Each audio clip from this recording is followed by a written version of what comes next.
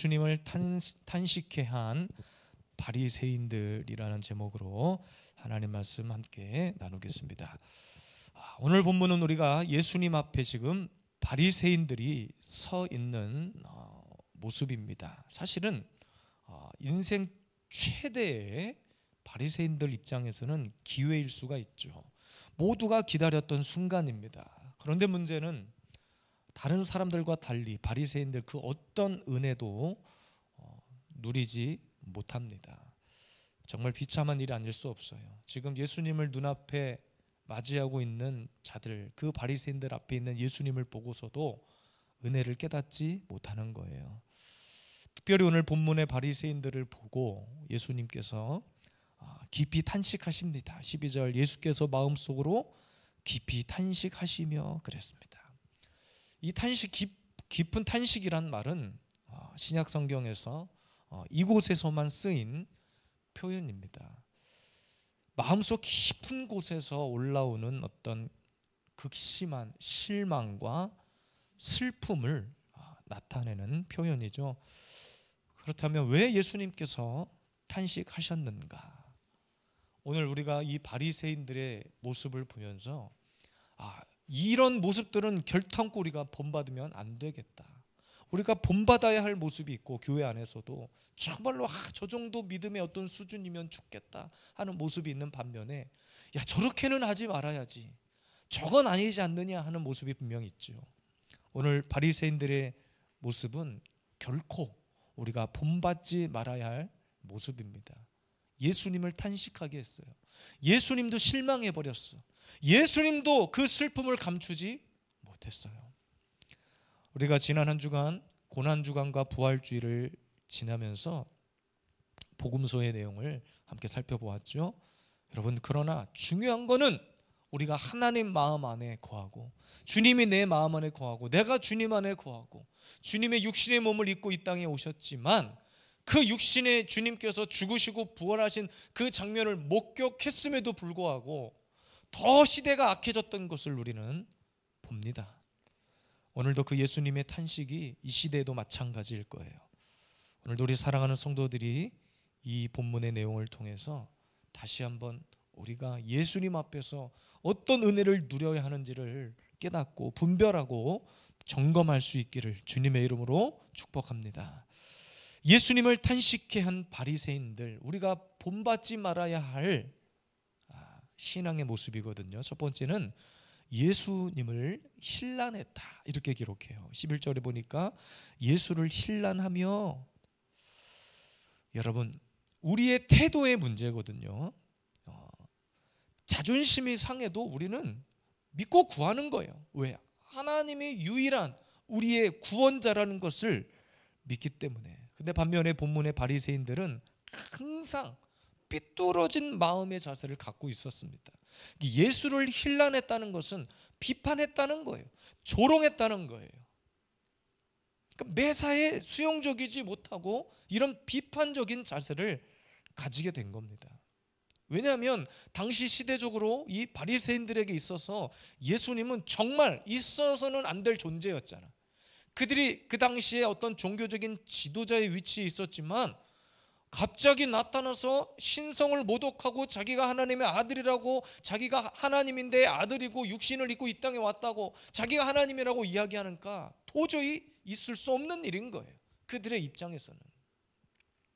또 병자를 고치고 기적을 행하는데 심지어는 예수님을 향해서 귀신 들려서 하는 행동이라고 비난하기에 이르렀습니다. 그런데 여러분, 여기서 힐난하고 비판하는 것은 어떤 그 질문의 의도가 상당히 중요한데 두 가지잖아요. 진짜 궁금해서 몰라서 물어보는 사람, 그런데 아예 상대방을 공경에 빠뜨릴 목적으로 질문하는, 그렇게 비판하는 사람들이 있어요. 그러니까 예수를 힐난했던 오늘 이 바리새인들은 예수를 조롱하기 위해서, 예수를 비판하기 위해서, 아주 공경에 빠뜨리기 위해서 힐난했다는 거예요. 비판한 거예요. 조롱한 겁니다. 이 시대도 이런 사람들 많이 있잖아요. 우리 국회의원들 보면, 이 세상을 보면 서로 그냥 진짜 몰라서 묻는 것이 아니라 어떻게 하면 서로 꼬투리 하나 잡아가지고 공공에 빠뜨릴까? 이런 식의 태도를 가진 사람, 교회 안에서도 이런 식의 태도를 가진 사람은 결단코 은혜의 주인공이 되지 못합니다. 왜? 비판적인 시각 속에서 누가 역사하느냐? 마귀가 역사하기 때문에 그런 거예요. 믿음의 출발은 우리가 말씀을 믿고 우리가 성경을 공부하고 예배하고 기도하고 찬양할 때 우리가 생각하는, 우리가 추구해야 될 믿음의 출발은 그것을 용납하고 수용하는 거예요. 그러니까 어린아이처럼 반응하는 거예요. 하나님 앞에서 어떤 것이든지 어린아이처럼 반응하는 거예요. 그러니까 어린아이처럼 반응하는 얘기는, 보세요, 어린아이들은 눈에 보이는 그대로, 눈에 보이는 사물을 그대로 받아들입니다. 뭐 생각하고 비판하고 뭔가 한 번 더 뭐 이것을 점검해보고 그런 거 없어요. 있는 그대로, 들리는 말 그대로 받아들여요. 그래서 예수님 당시에 바리새인과 서기관들에게 예수님께서 교훈하신 것도 어린아이와 같아야 된다는 이야기를 하신 거예요. 11절에도 보니까 신랄함과 동시에 뭘 했냐면 그를 시험했다, 이렇게 기록하죠. 마귀가 가장 좋아하는 일이 뭐냐면 우리를 시험에 빠뜨리게 하는 거예요. 여기서 시험은 우리를 넘어뜨리기 위한 겁니다. 그러니까 여러분, 진짜 내 안에 마귀가 역사하고 귀신이 역사할 때 보면 말씀을 들을 때도 어떻게 하면 저 말씀 속에서 꼬투리를 찾아낼까, 어떻게 하면 이것을 좀 비판적인 시각으로 이야기를 해볼까. 신학교 가니까 교수님들과 또 신학생들 사이에, 또 신학생들과 신학생들 사이에 어떠한 주제를 딱 던져주면 그것들을 막 서로 이렇게 좋은 말로는 토론이고 조금 더 과격한 말로 얘기하면 논쟁을 하는 경우들이 종종 있었어요. 그러니까 내가 깨달은 것이 있고 상대방이 깨달은 것이 있는데 중요한 것은 서로의 이야기를 존중하면서 얘기를 들어주고 나의 주장을 하고 상대방의 주장도 듣고 그 안에서 접촉점을 찾고 하려고 하는 것이 아니라 그냥 싸우기 위한, 비판을 하기 위한. 그래서 인터넷에 역사적 사명감을 띠고 이런 영상을 계속 올리는 어떤 전도사가 있어요.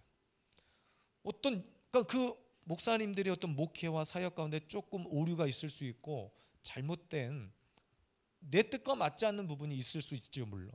근데 이 전도사님은 제가 실명을 거론하지 않겠습니다. 전도사예요. 신학교를 졸업했기 때문에 전도사라고 하는데 진짜 전도사인지는 모르겠지만 이분은 역사적 사명을 띠고 이 시대 목사님들을 다 비판해요. 그냥 싸잡아서 비판해요. 무엇을 위한 비판인지 모르겠어요. 근데 여러분, 중요한 것은 우리가 하나님의 말씀을 들을 때도 우리 안에 이런 식의 태도가 잠재되어 있다는 거예요. 그러니까 내가 기분이 좋을 땐 다 좋아, 내가 은혜가 충만할 땐 다 좋아요. 근데 조금만 내 안에 불편한 것들이 있으면 강단에서 선포하는 어떤 말씀이든지 간에 그것이 다 꼬투리 같아. 꼭 그날따라 유독 그 목사님은 나를 찌르기 위한 설교를 한다고 생각을 하는 거죠. 잘못된 겁니다. 오늘 바리새인과 서기관들이 가지고 있었던 태도가 바로 이거예요. 예수님을 어떻게 하면, 그러니까 처음부터 예수님을 못마땅하게 생각했기 때문에 계속해서 이런 시각으로 생각하고 바라보는 거예요. 여러분, 진짜 은혜가 있는 사람들의 마음의 시각은 긍정적인 시각입니다. 긍정적인 시각. 그러니까 한번 삐뚤어진 마음을 가지고 있으면 되돌리기가 쉽지 않은 거예요. 오늘 본문의 같은 내용이 마태복음 16장 1절 이하에도 기록하는데 이렇게 기록되어 있습니다. 바리새인과 사두개인들이 와서 예수를 시험하여. 정말로 이것은 놀라운 장면이 아닐 수가 없는 거예요. 마찬가지로 사도행전 23장 6절 이하에도 이런 장면들이 기록되어 있어요. 사도 바울은 사도행전 23장 6절에 부활을 믿는다고 했거든요. 사도행전 23장 7절에서 8절 말씀 한번 볼까요?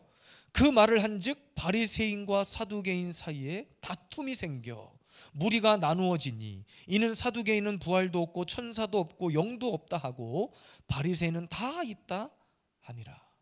그러니까 당시에 사두개인들이 부활, 천사, 이런 영 다 없다고 주장했고, 그러니까 다시 말하면 어떤 초자연적인 현상을 믿지 않았던 거예요. 근데 반면에 바리새인들은 다 믿었다는 거예요. 뿐만 아니라 그 두 부류의 삶의 방식도 완전히 달랐습니다. 바리새인들은 어떤 장로들의 전통을 따라 이방인들을 굉장히 부정하게 여겼다면, 그러니까 막 자신들의 땅에서 이방인들을 완전히 내쫓기를 원했죠. 근데 사두개인들은 또 달랐어. 현실주의자. 그래서 당시에 제사장직을 다 그들이 차지하고 성전에서 제물로 드려질 막 짐승을 팔고 성전 새로 바쳐질 돈을 바꾸는 일들을 통해서 이득을 취하고, 그래서 당시 역사적으로 사두개인들은 로마의 권력에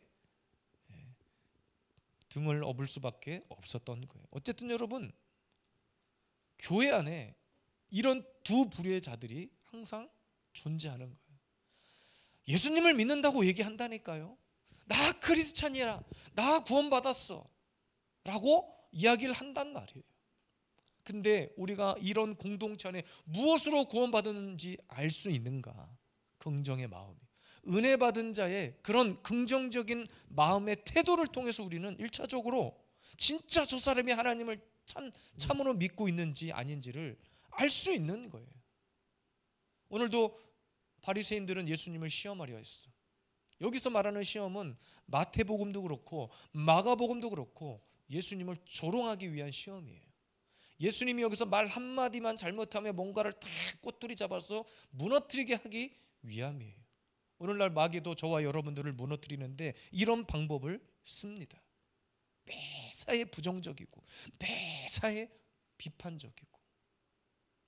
로마서를 공부해봐서 알지만 함부로 판단하지 말라 그랬어요. 그러니까 눈에 보이는 것이 다가 아니라는 거예요. 물론 마음에 기도함으로 인하여서 주님이 주신 어떤 마음은 있을지 모르겠지만 우리의 공동체 안에는 분명 지혜가 필요합니다. 그래서 하나님은 말씀의 지혜를 통해서 그것을 분별해내고 상황에 따라서, 물론 믿음으로 권면해야 될 때가 있어요. 근데 그것도 지혜가 필요한 거예요. 그냥 아무런 준비 없이 아무런 대책 없이 야, 너 그렇게 하면 되겠냐, 이렇게 해서 네가 신앙생활하면 되겠냐, 너 이러면 안 된다, 함부로 판단할 일이 아니라는 거예요.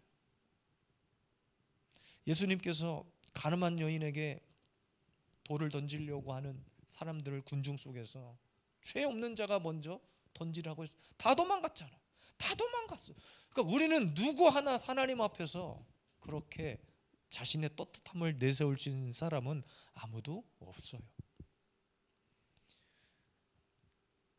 오늘도 이런 예수님을 탄식하게 하고 예수님을 슬픔에 빠뜨리게 하는 바리새인의 모습, 비판적이고 조롱하고 공동체의 영적인 분위기를 흐트러뜨리는, 교회의 질서를 파괴하는 이런 어둠의 역사들 앞에 결탄코 이것들을 수용하는 것이 아니라 우리는 이런 자세를 철저히 배격하고 교회 안에 영적인 말씀의 질서에 순복하는 우리 모든 성도들이 되기를 주님의 이름으로 축복합니다.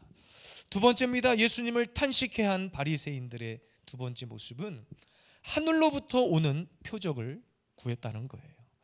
11절 말씀이죠. 한 번 더 읽어보겠습니다. 바리새인들이 나와서 예수를 힐난하며 그를 시험하여 하늘로부터 오는 표적을 구하거늘.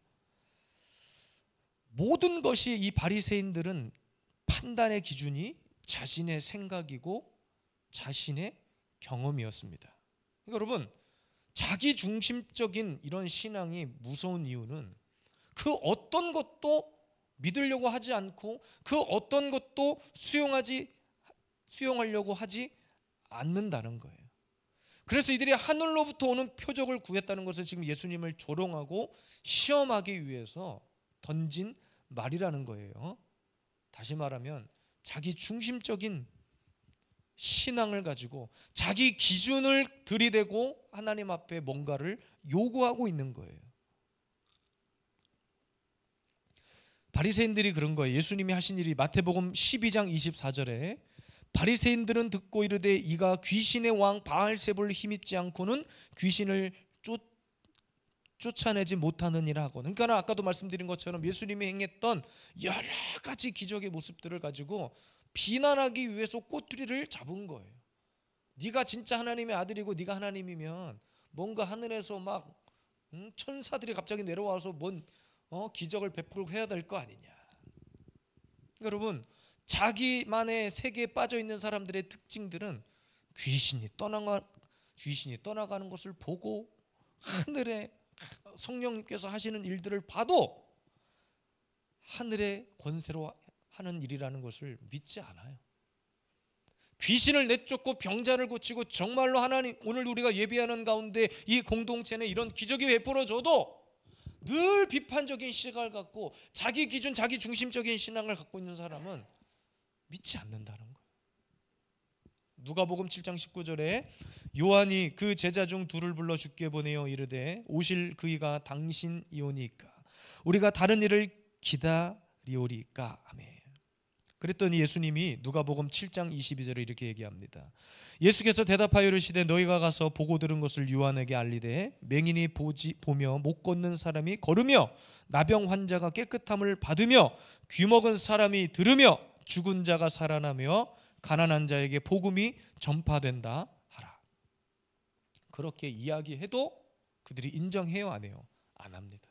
믿지 않는 거예요. 그러니까 부자와 나사로의 비유를 통해서도 주님이 확실하게 말씀하셨거든요. 누가복음 16장 31절에 보니까 제가 읽어드리겠습니다. 이르되 모세와 선지자에게 듣지 아니하면 비록 죽은 자 가운데서 살아나는 자가 있을지라도 권함을 받지 아니하리라 하였다 하시니라. 아무리 지옥에 간 사람이 하나님 앞에 막 매달려서 아직 죽지 않은 내 형제 자매들에게 가가지고 제발 이 소식을 알려주세요 하고 별 기적을 다 베풀어도 안 믿을 사람은 안 믿는다는 거예요. 안 믿는다는 거예요. 그래서 주님이 마태복음 16장 3절에 이렇게 말씀하십니다. 아침에 하늘이 붉고 흐리면 오늘은 날이 굳겠다 하나니 너희가 날씨는 분별할 줄 알면서 시대의 표적은 분별할 수 없느냐. 여러분, 한 번 내 안에 부정적인 시각이 들어오고 한 번 내 안에 잘못된 생각, 내 기준, 내 중심의 생각이 딱 자리 잡고 있잖아요. 그러면 무엇을 보고 들어도 그 수준에서 못 벗어나는 거예요. 그러니까 우리 신앙생활에서 가장 빨리 버려야 할 것이 뭐냐면 자기 중심적인 생각과 내 경험과 내 생각과 내 고집과 내 기준이에요. 이 자기 중심적인 신앙의 패턴을 하루빨리 벗어버려야 되는 거예요. 그제 늘 말씀드리죠. 고정관념을 버려야 된다는 거예요. 그러니까 신앙생활을 하는 사람들의 유형을 보면 어떤 말을 해도 어떤 권면을 해도 안 들어요. 지금 말씀을 통해서 기도하라, 무릎을 꿇어라, 부러지져라 메시지가 선포돼도 자기에게 하는 말이라고 생각하지 않는 거예요. 괜히 엄한 김집사, 박집사 다른 사람 찾는 거예요. 지금 그 메시지, 그 감동 누구에게 주고 있느냐? 나에게 주고 있는 거란 말이에요. 그래서 항상 우리는 말씀을 통해서 가장 먼저 나를 비춰보는 거예요. 나를. 다른 사람 판단하기 이전에 나를 비춰봐야 하는 거예요. 그래서 이 시대 많은 교회 안에 이런 바리새인들과 같은 모습들을 가지고 있는 성도가 많다잖아요. 목사를 통해서 말씀을 선포하는데 그 말씀대로 살려고 하지 않는다는 거예요. 주일날 오후 예배 드리자, 오후 예배 끝나고 부활절 전도하러 나가자 했더니 아무도 콧방귀도 안 끼더래요. 제 아는 목사님이 부활절 전도하려고 길거리에 나갔는데 성도들과 함께 나가자고 했지만 아무도 따라오는 사람이 없어서 그냥 장로 부인이고 권사니까 어쩌다 그냥 어거지로 겨우 나와가지고 체면 치료하려고 나와가지고 전도를 하는데 이렇게 하더래. 자, 계란 받아가세요. 계란 받아가세요. 자, 물티슈 받아가세요. 물티슈 받아가세요. 물론 복음을 전하는데 우리가 꼭 예수 믿고 천국 가세요라고 하지 않아도 그 마음의 중심을 이미 주님께서 보시고 판단하시지만 얼마나 전도가 하기 싫었으면 나가가지고 계란 받아가세요. 뭐 계란 장수예요? 무슨 판촉 행사도 아니고 자, 이거 받아가세요. 서비스입니다. 이거 받아가세요. 그리고 심지어는 그 목사님이 전도 물품을 막 전하고 복음을 전하고 있는데 어떤 성도 한 분이 옆에 와가지고 계속 말을 걸어. 전도를 못하게. 그 마귀짓이야, 마귀짓. 전도 못하게 계속 옆에 목사님 옆에서 목사님 그렇게 요즘 시대 그렇게 전도해서는 안 된다고, 자기가 마케팅 전문가인데 진짜 요즘은 이렇게 전도하는 시대가 아니라고. 그럼 뭐 어쩌자는 거예요. 말을 해야 될 거 아니에요. 그럼 자기가 이렇게 하자고 대안을 제시하든지, 전도를 하고 있는 목사님 옆에 서가지고 다른 사람한테 빨리 이거 부활의 소식을 알리고 복음을 전해야 되는데 옆에서 계속 전도를 못하게 막 방해를 하더라는 거예요. 이름만 되면 아는 목사님이라 제가 더 이상 말씀드리기가 참 그래요. 그러니까 자기 기준이 있어요. 자기만의 고정관념이 있어서 딱 그 선을 정해놓고 그 이상은 안 된다는 거예요. 우리가 하나님 앞에 영적으로도 어떤 표적을 구하는 이런 신앙적인 자세는 필요해요. 그러나 그 표적이 중심이 돼버리면, 그 표적이 본질이 돼버리잖아요. 이 땅에 수많은 사람들이 지파에 찾아다니면서 병고침도 받고 은사도 체험하지만 그걸로 끝나잖아요. 그걸로 끝나요. 쭉 그것이 영적으로 내 안에 막 좋은 영적인 성장을 가지고 와서 어떤 교환에 폭발적인 막 영향력을, 좋은 영향력을 끼쳐야 되는데 그걸로 끝나버린다는 거예요. 그냥 표적만 보고 끝났기 때문입니다. 하나님은 천지 창조부터 다시 오시는 그 재림의 순간까지 질서를 정하셨어요. 그리고 그 질서 안에 순복할 때 역사가 일어나고 은혜가 임하는 거예요. 우리 예수비전 세움교회 모든 성도들은 마지막 시대를 살아가는 이 시대에 정말로 하나님이 우리 안에 세우신, 이 공동체 안에 세우신 말씀의 기초, 그리고 그 질서에 순복하기를 바라고요. 내 안에 아직도 잠재되어 있는 이런 바리새인과 같은 그런 기질들, 뭔가 좀 비판적이고, 오늘따라 목사님이 또 목사님은 또 교회에서 뭘 나를 귀찮게 하고 어쩌고. 우리가 토요일날 전도를 하는 것도 마음이 동해야 되는 거죠. 그러나 때로는 억지로 십자가를 지는 구레네 시몬처럼 때로는 주님께서 억지로라도 그 자리에 불러내셔서 은혜를 보게 하시기 위해서 하나님이 그런 일들을 행하실 수도 있는 거예요. 수요 예배 드리자고 했더니 어떤 교회 성도가 그러더래요. 수요 예배 드리고 금요 예배 드리자고 했더니 시간을 막 제한을 하더래요. 우리 교회는 뭐 7시 반에 드려야 되고 7시에 드리면 뭐가 어쩌고 저쩌고. 그래서 그렇게 맞춰줬대. 안 나오더래요. 안 나와. 그렇게 시간을 정해달라고 해서 정해줬는데도 안 나오신다는 거예요. 한동안 어떤 일들이 있어서 교회 사정상 금요 예배를 못 드렸던 어떤 목사님께서 최근에 어떤 믿음의 결단을 하셔서 목회적으로 다시 금요 기도회를 시작해야 되겠다 결단하고 이렇게 했대요. 그랬더니 성도들의 반응은 우리가 함께 모여서 기도하자, 우리가 함께 한번 하나님 앞에 부르짖어 봅시다 했더니 뭘 또 그런 걸 하려고 그러냐고 그런다는 거예요. 근데 그렇게 이야기하는 사람들이 다 권사고 장로고 교회 중직자라는 거예요. 시간 바꿔달라고 그래서 시간 바꿨고 원하는 대로 해줬대. 안 나오더라는 거예요. 고난주간 특별 새벽 기도회 하자고 그랬더니 그땐 나오시더래. 그때는. 근데 왜 나왔느냐? 고난주간 특별 새벽 기도회는 그냥 당연히 해야 되는, 1년 중에 한 번 그 정도는 해줘야 된다는 생각을 하고 계셨던 것 같아요. 참 안타까운 시대가 아닌지 모르겠습니다. 자기 기준이 너무 확실한 사람들 앞에서 우리가 하나님 앞에 자기의 고집과 자기의 생각과 자기의 중심적인 생각을 내려놓는 것이 쉽진 않겠지만, 문제는 내 안에 나도 모르게 잠재되어 있는 이런 바리새인과 같은 기질입니다.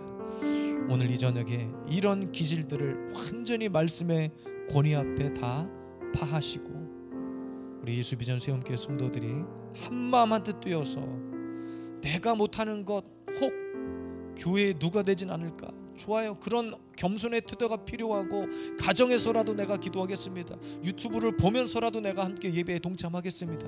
이런 태도가 얼마나 중요한지 몰라요. 그러나 하지도 않고 비판하고 해보지도 않고 무조건 이건 안 된다고, 그런 바리새인의 시각을 버릴 수 있기를 바랍니다. 오늘도 우리 함께 찬양하고 기도할 때 하나님, 내 안에 이런 나만의 기준, 나의 생각, 이것들을 예수의 십자가 앞에 다 못 박게 하시고 거룩한 성령의 기름 부으심으로 오늘도 우리와 함께하여 주옵소서. 우리의 마음 다해 또 찬양하며 이 밤에 고백하십시다.